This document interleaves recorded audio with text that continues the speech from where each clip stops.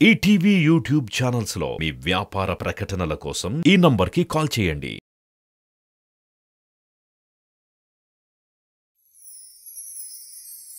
నా ఉచ్ఛ్వాసం కవనం, నా ఉచ్ఛ్వాసం కవనం.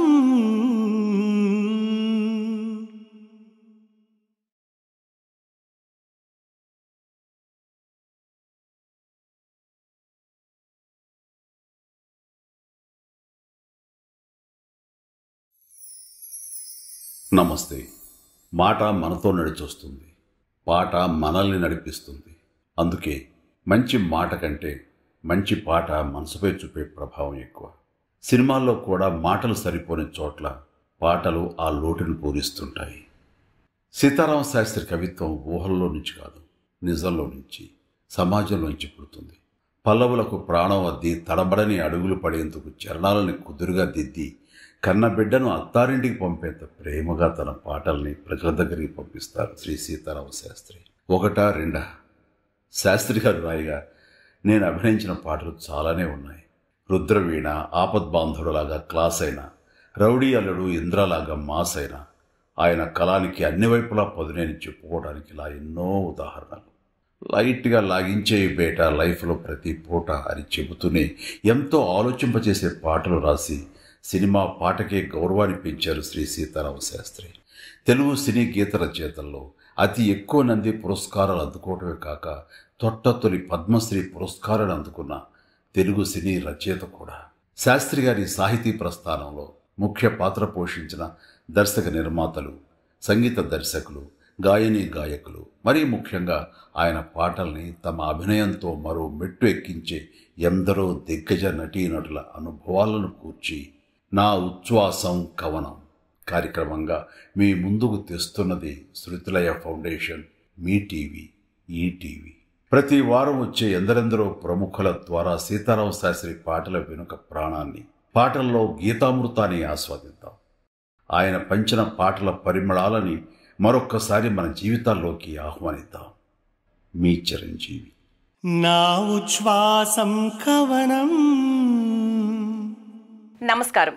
శ్రీ డెవలపర్స్ నా ఉచ్ఛ్వాసం కవనం powered by university of silicon Andhra Manabadi deltas Srihari Panchatulasi Lohita rice co sponsored by LIC of India, union bank of India. ఈ కార్యక్రమానికి స్వాగతం. నా ఉచ్ఛ్వాసం కవనం. సిరివెన్నెల సీతారామ శాస్త్రి గారి పాటల్ని, వారి వ్యక్తిత్వాన్ని ఆవిష్కరించబోతున్న ఈ కార్యక్రమంలో మన వ్యాఖ్యాత పార్థు నేమాని గారు ఈ ఎపిసోడ్లో ఆహ్వానించబోతున్న సినీ ప్రముఖులెవరో చూద్దామా? మొలకెత్తే పచ్చని ఆశే నీలో ఉంటే చాలు సుమా, కలకాలం నిన్ను అణచదు మన్ను ఎదిగే విత్తనమా అని ఒక పాటలో సీతారామ శాస్త్రి గారు అన్న మాటలు అట్టడుగు స్థాయి నుంచి అత్యున్నత శిఖరాలను అధిరోహించిన మనుషులకు అచ్చుగుద్దినట్లు సరిపోతాయి. ఈ మాటలు ముఖ్యంగా ఈనాటి మన విశిష్ట అతిథి, సెల్యులాయిడ్ మెజిషియన్, భారత జాతి గౌరవం, తెలుగువాడి గర్వమైన the one and only SS Rajamouli గారికి ఇట్టే అతికినట్లు సరిపోతాయి. అందరికీ నమస్కారం. నా ఉచ్ఛ్వాసం కవనం కార్యక్రమంలో ఎస్ఎస్ రాజమౌళి గారు ముఖ్య అతిథిగా పాల్గొంటున్న ఈ సంచికకు మీ అందరికీ సుస్వాగతం. నా ఉచ్ఛ్వాసం కవనం. 7-8 వయసు నుంచే కథలు చెప్పడం పట్ల మక్కువ పెంచుకున్న రాజమౌళి గారు ఈ స్థాయిలో ఉండడంలో ఆశ్చర్యం చెప్పండి. అందరూ 2 నిమిషాల కళని 2 గంటల సినిమాగా మలిచే ప్రయత్నం చేస్తే లార్జర్ దాన్ లైఫ్ మూవీస్కి కేర్ ఆఫ్ అడ్రస్ అయిన ఈ దర్శక దిగ్గజం కనేదే 2 గంటల కళ. దానిని సినిమాగా మలచడానికి ఆయన పడే కష్టం గురించి చెప్పడానికి మన కష్టం ఏమాత్రం సరిపోదు. యాక్షన్, సెంటిమెంట్, ఇమోషన్, రొమాన్స్ వీటన్నింటినీ సమపాళ్లలో కలిపి ప్రేక్షకుడికి ఏం కావాలో సరిగ్గా అదే వడ్డించే రాజమౌళి గారి సినిమాల్లో పాటలకు కూడా ఎంతో ప్రాధాన్యం ఉంది. ఎందుకంటే ఆ పాటలకి ఆయన ఇచ్చే దృశ్య రూపం కూడా మామూలుగా ఉండదని మీ అందరికీ తెలుసు కదా. రాజమౌళి గారు సిరివెన్నెల సీతారామ శాస్త్రి గారితో చాలా తక్కువ పాటలే రాయించుకున్నారు. కానీ ప్రతి పాట దేనికదే ప్రత్యేకం. వాళ్ళిద్దరి కలయికలో వచ్చినవి 3 పాటలే అయినా ఆ పాటల తాలూకా అనుభూతులు, అనుభవాలు పదుల సంఖ్యలో ఉండే ఉంటాయి. వాటిని గురించి ముచ్చటించడానికి ఈ కార్యక్రమానికి విచ్చేసిన దర్శకులు శ్రీ ఎస్ఎస్ రాజమౌళి గారికి సాదర స్వాగతం పలుకుతున్నాం.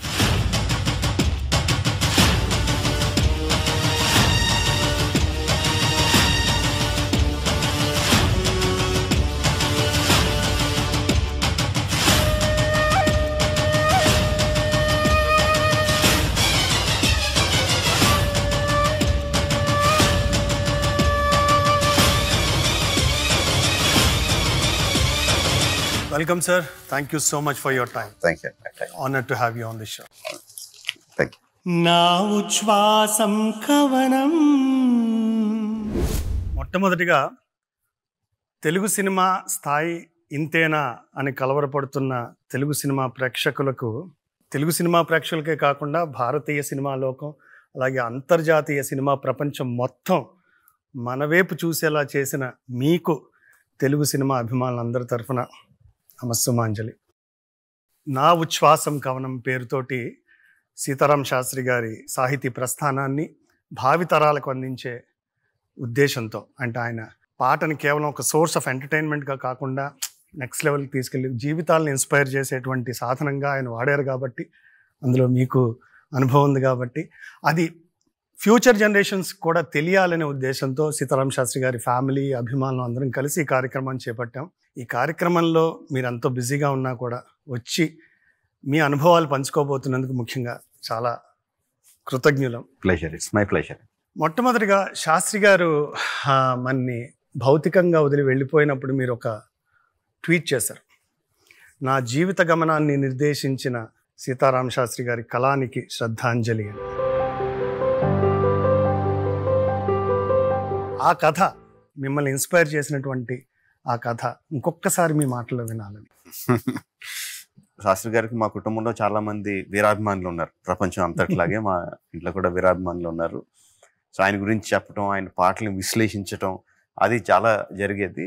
ఆబ్వియస్లీ పెద్దన్నకి చాలా చాలా పాటలు రాశారు శాస్త్రి గారు. చాలా మ్యూజిక్ సిట్టింగ్స్కి ఊరికి కూడా వెళ్ళేవాడిని. నా ఉద్దేశం అంటే ఆయన చాలా సీరియస్గా గంభీరంగా ఆ పాటలలాగా అలా ఉంటారని ఫీలింగ్ నాకు. బట్ ఫస్ట్ టైం నేను మ్యూజిక్ సిట్టింగ్స్కి వెళ్ళినప్పుడు చేసేదంటే ఆయన రాయడం ఎప్పుడు చూడలేదు. నేను ఎప్పుడు కబుర్లు చెప్తా, జోకులు వేస్తాయి, ఇలాగే చూశాను. తర్వాత తెలిసింది ఆయన రాసేదంతా రాత్రులు రాస్తారు, పగలు రాయరు. సో పగలంతా నేను చూసింది ఇలాగే చూశాను. బట్ ఆ ప్రాసెస్లో ఆయన సరదాగా కలివిడిగా ఉంటారు కాబట్టి మామూలుగా పరిచయం, అంటే పరిచయం అని కూడా అనకూడదు. మీరు చూసారు, నేను పిల్లోడిని, మా కుటుంబంలో అందరూ నన్ను నంది అని పిలుస్తారు. అలాగే అందరూ పిలుస్తా ఉంటే నన్ను అలాగే పిలవడం అలవాటైంది ఆయనకి. నంది అని పిలుస్తారు నన్ను కూడా ఆయన. యాక్చువల్లీ సినిమా ప్రపంచంలో నన్ను అలాగే పిలిచేది ఆయన ఒక్కరే, నంది అని పిలిచేది ఆయన. తర్వాత మేము అర్ధాంగి అని సినిమా తీసామండి. బాగా సినిమా ఫెయిల్యూర్ అయింది. మా ఓన్ ప్రొడక్షన్, నాన్నగారు డబ్బులు పెట్టారు, పెద్ద నాన్నగారు డైరెక్ట్ చేశారు. సినిమా ఫెయిల్యూర్ అవడం పెద్ద ఇది కాదు, కానీ నాన్నగారు అప్పుడే రైటర్గా నిలదొక్కుంటున్నారు. బంగారు కుటుంబం, బొబ్బిలి సింహ ఇవి రాశారు. నాన్నగారికి మంచి పేరు వచ్చింది. సినిమా తీద్దామన్న ప్రాసెస్లో రైటింగ్కి ఫుల్ స్టాప్ పెట్టి దీంట్లో దిగాం. 1 year ఆల్మోస్ట్ నాన్నగారికి సంపాదన లేదు, సంపాదించిందంతా కూడా సినిమాలో పెట్టారు. సినిమా పెద్ద ఫెయిల్యూర్, బిగ్ ఫెయిల్యూర్. పెట్టింది ఏది రాలేదు. సంవత్సరం నుంచి సినిమా చేయలేదు కాబట్టి, కథలు రాయలేదు కాబట్టి ఆ సంపాదన లేదు. నాన్నగారు పెద్దగారు ఇద్దరు డైరెక్ట్ చేశారు సినిమాని. సో డైరెక్ట్ చేసిన డైరెక్టర్ని మళ్ళీ కథలు రాయడానికి ఎలా పిలుస్తా అని చెప్పి రెగ్యులర్ ప్రొడ్యూసర్స్ కూడా కథలకు పిలవడం మానేశారు. So very dicey state, complex situation. సిటీలో ఉంటున్నాం కాబట్టి ఖర్చులు అయ్యి ఉంటాయి కాబట్టి చాలాగా ఉండే పరిస్థితి, ఎమోషనల్గా డౌన్గా ఉండే పరిస్థితి. నాన్నగారు నేను ఎప్పుడు అలాగా చూడలేదు. ఎప్పుడు పాజిటివ్గా ఉంటారు, ఎప్పుడు స్ట్రాంగ్గా ఉంటారు, ఎప్పుడు అలాగా చూడలేదు. నాకు ఎలా మాట్లాడాలో అలాంటి విషయాలు నాన్నగారితో మాట్లాడడం నాకు అలవాట్లేదు. నాన్నగారితో ఎప్పుడు మాట్లాడడం ఓన్లీ సినిమాలు, సబ్జెక్టులు తప్ప వేరే విషయాలు ఇప్పుడు మాట్లాడలేదు. December 31st నేను శాస్త్రి గారి దగ్గరికి వెళ్ళి ఒకసారి ఫోన్ చేసి నాకు కొంచెం సాయం కావాలండి అని అడిగాను. రానంది అన్నారు. ఏం కావాలంటే వచ్చి చెప్తానంటే రమ్మన్నారు. వెళ్ళి పుస్తకం ఇచ్చి, పుస్తకం మీద ఎప్పుడు ఒప్పుకోదురా ఓటమి రాసి ఉండి నేను ఇలా నాన్నగారికి ఇద్దాం అనుకుంటున్నాను. పాట రాసిమ్మని అడిగారు. పాట రాసిమ్మని. ఆయన రాసిన పాటే, అందరికీ తెలిసిన పాటే. కొంచెం స్లోగా రాశారు ఆయన. మామూలుగా ఫాస్ట్గా రాస్తే కోడికి వెళ్ళినట్టు ఉంటుంది ఆయన హ్యాండ్ రైటింగ్. సో నేను అడిగాను కాబట్టి నెమ్మదిగా అందమైన దస్తూరితో రాసిచ్చారు. అది అది తీసుకెళ్ళి నాన్నగారికి ఇచ్చాను నేను. అది చదివిన వెంటనే నేను నాన్నగారిలో I could see a visible difference. No I'm going to fight back, I'm not going to take this lying down. Visible change నేను నాన్నగారులో చూసాను అది ఇచ్చిన తర్వాత.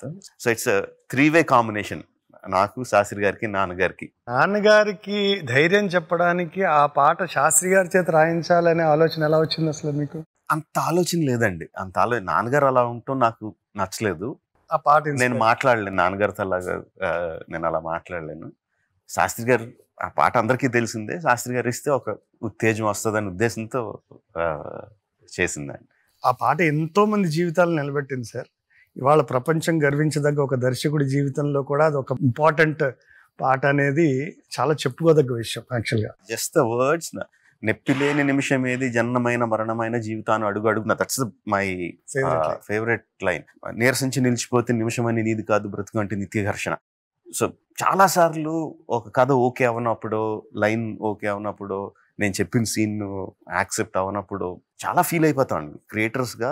అంటే దానికన్నా చాలా పెద్ద పెద్ద బాధలు అనుభవించిన వాళ్ళు చాలా మంది ఉంటారు. బట్ నా జీవితంలో యాజ్ ఎ క్రియేటర్గా ఎందుకు ఇది యాక్సెప్ట్ చేయట్లేదు అని డిప్రెస్ అయినప్పుడల్లా టక్మని గుర్తొచ్చేది. సో ఇమీడియట్ గా ఇమీడియట్ చార్జ్ అయిపోయింది. అది ఇప్పుడు ఆల్మోస్ట్ నాకు ఇంకా అలవాటు అయిపోయింది. అది అంటే సినిమాలు సక్సెస్ అవ్వచ్చు, కానీ in the process of making the cinema there will many instances where we go through pain.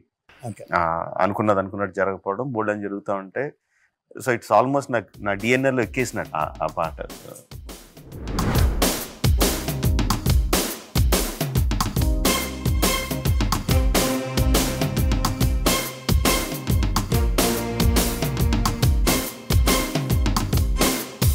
ఎప్పుడు ఒప్పుకోవద్దురా ఓటమి, ఎప్పుడు వదులుకోవద్దురా ఓరిని, విశ్రమించవద్దు ఏ క్షణం, విస్మరించవద్దు నిర్ణయం, అప్పుడే నీ జయం నిశ్చయం రా. ఎప్పుడు ఒప్పుకోవద్దురా ఓటమి, ఎప్పుడు వదులుకోవద్దురా ఓరిని.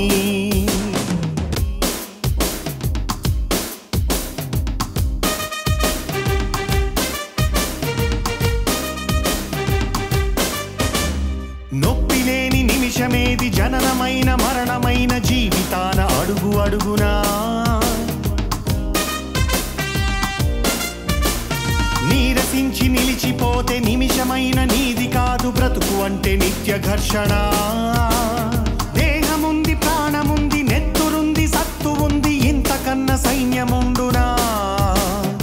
ఆశ నీకు అస్త్రమౌను, శ్వాస నీకు శస్త్రమౌను, దీక్ష కన్న సారథెవరురా. నిరంతరం ప్రయత్నమున్నదా, నిరాశకే నిరాశ పుట్టదా, నిన్ను మించు శక్తి ఏది నీకే నువ్వు బాసటైతే. ఎప్పుడు ఒప్పుకోవద్దురా ఓటమి, ఎప్పుడు వదులుకోవద్దురా ఓరిని.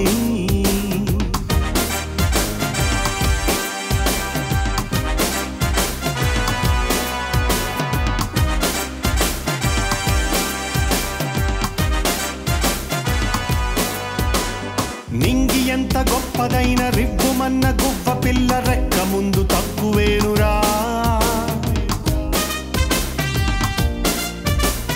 సంద్రమెంత పెద్దదైన ఈదుతున్న చేప పిల్ల మొప్ప ముందు చిన్నదేనురా. పిడుగు వంటి పిడికిలెత్తి ఉరుము వల్లే హుంకరిస్తే దిక్కులన్నీ పిక్కటిల్లురా. ఆశయాల అశ్వమెక్కి అదుపులేని కదం తొక్కి అవధులన్నీ అధిగమించరా. త్రివిక్రమ పరాక్రమించరా, విశాల విశ్వమాక్రమించరా, వెలది సైతమార్పలేని జ్వాలబోలే ప్రజ్వలించరా. ఎప్పుడు ఒప్పుకోవద్దురా ఓటమి, ఎప్పుడు వదులుకోవద్దురా ఓరిని, విశ్రమించవద్దు ఏ క్షణం, విస్మరించవద్దు నిర్ణయం, అప్పుడే నీ జయం నిశ్చయం రా. ఎప్పుడు ఒప్పుకోవద్దురా ఓటమి, ఎప్పుడు వదులుకోవద్దురా ఓరిని నా ఉచ్ఛ్వాసం కవనం. శ్రీ డెవలపర్స్ నా ఉచ్ఛ్వాసం కవనం. Powered by university of SiliconAndhra Manabadi deltas Srihari Panchatulasi Lohitha rice. Co sponsored by LIC of India, union bank of India. నా ఉచ్ఛ్వాసం కవనం. సార్ బాహుబలిలో కూడా శాస్త్రి గారు ఏమైనా రాశారా? అంటే లేదండి, బాహుబలి శాస్త్రి గారికి అసలు పాటకి సంబంధం లేకుండా మామూలుగా చెప్పాను ఆయన ఈ విధంగా తీయబోతున్నాను అని. Because it was an adventure that we are embarking upon. ఇలా చేయబోతున్నానండి అని చెప్పాను ఆయనకి. బాహుబలి మీద నేను ఎప్పుడూ నమ్మకంగానే ఉన్నాను. బట్ ఒక్కొక్కసారి because it's not just me whom I'm risking other people to. నన్ను నమ్మి ప్రొడ్యూసర్స్ అంతంత డబ్బులు పెడుతున్నారు, మరి అది కరెక్టా కాదా? నేను ఒక్కడనే అయితే okay, I can take it, అది whatever result I can take it. But నా మూలంగా పక్కన కూడా ఎఫెక్ట్ అవుతున్నారు కదండి అన్న డిస్కషన్ జరిగింది ఆయనతో. Is it okay, is it correct అన్న దీంట్లో. అదే ఆ డెసిషన్ నీది కాదు కదండి, అది నువ్వు ఎవరికి గన్ పెట్టి చేయమని అడగట్లేదు కదా. డెసిషన్ ఆ ప్రొడ్యూసర్స్దో లేకపోతే యాక్టర్స్దో టెక్నీషియన్స్దో. వాళ్ళకి అది కరెక్ట్ కాదేమో అని వాళ్ళ డెసిషన్ నువ్వు తీసుకోకూడదు. అది వాళ్ళ ఇంటలెక్ట్ అవమానించినట్టు. అది you have to trust their instincts. You have to trust that there are people who can take good decisions about their lives. వాళ్ళ డెసిషన్స్ నువ్వు తీసుకోకూడదు అన్న డిస్కషన్ జరిగింది. అంటే మీరు ఆయన్ని ఒక పెద్దనే స్థాయిలో పెట్టి ఆయన కొంచెం సజెషన్స్ తీసుకోవడం అలాంటివన్నీ చేస్తున్నారు. అప్పుడప్పుడు మాట్లాడుకుంటా ఉంటామండి అలాంటివి. అయితే RRR విషయంకి వస్తే, దోస్తీ పాటకి పులికి విలుకాడికి తలకి ఉరితాడుకి కదిలే కార్చిచ్చుకి కసిరే వడగళ్ళకి రవికి మేఘానికి దోస్తి, ఈ పాట రాయించుకున్నారు కదా. అంటే బేసికలీ మనకి తమిళ్లో మీరేమో నట్పు అనే వాడారు, మలయాళంలో ప్రియం అనే వాడారు, తెలుగులో మాత్రం మనకి దోస్తీని దోస్తీలాగే వదిలేస్తారు. ఏమన్నా అంటే తెలుగు పదం యాప్ట్ గా ఉండేది ఏం దొరకలేదండి. అంటే స్నేహం అని ఉంది, బట్ ఆ లెంగ్ది స్నేహం అంటే అది పాడేటప్పుడు అందంగా ఉండదు. అండ్ శాస్త్రి గారు దాన్ని గ్రీన్ లైట్ చేశారు. You can go ahead with that, పెట్టుకోవచ్చులే పర్లేదు అని ఆయన గ్రీన్ లైట్ చేశారు. చాలా సార్లు శాస్త్రి గారు భావానికి ఎక్కువ ప్రాధాన్యత ఇస్తూ ఉంటారు, కానీ there are times where he will give priority to birds. Catchiness కూడా ప్రయారిటీ ఇస్తూ ఉంటారు. This is one of that. నా ఉచ్ఛ్వాసం కవనం. శ్రీ డెవలపర్స్ నా ఉచ్ఛ్వాసం కవనం. Powered by university of SiliconAndhra Manabadi deltas Srihari Panchatulasi Lohitha rice. Co sponsored by LIC of India, union bank of India. నా ఉచ్ఛ్వాసం కవనం. అదే RRR లోనే నెత్తురు మరిగితే ఎత్తరకొండ, ఆ లైన్స్ కూడా శాస్త్రి గారు ఇచ్చిన. శాస్త్రి గారు ఇచ్చిన నేను చెప్పిన వెంటనే ఆయన అన్న పదం అండి, ఆలోచించి తర్వాత రాసింది కాదు అది. అంటే ఆ పాట ఫుల్ వర్షన్ ఆయన రాశారా లేకపోతే ఫుల్ వర్షన్ రాయలేదండి. అప్పుడు ఆయనకి ఒంట్లో కూడా బాగోట్లేదు. రాయడానికి చాలా ఉత్సాహంగా మొదలు పెట్టారు. తర్వాత ఆయనే ఫోన్ చేసి, కుదరట్లేదు నంది, నీకు షూటింగ్ టైం కూడా దగ్గర పడుతుందని తెలుసు, వేరే వాళ్ళతో రాయించేసుకోండి అని చెప్పి ఈ పదాలు కూడా వాడుకో అన్నారు. పద్మశ్రీ అవార్డ్ ప్రకటించినప్పుడు I almost decided not I'm not going to take it. నేను అక్కడికి that's the only time in my life ఆయన నన్ను గట్టిగా తిట్టింది. ఆయన పాటతో తెలుగు సమాజానికి ఉపయోగించుకున్నంత ఇంకే రైటర్ చేసి ఉండకపోవచ్చండి. Not from this generation, Telugu పుట్టిన దగ్గర నుంచి. నా ఉచ్ఛ్వాసం కవనం, నా ఉచ్ఛ్వాసం కవనం.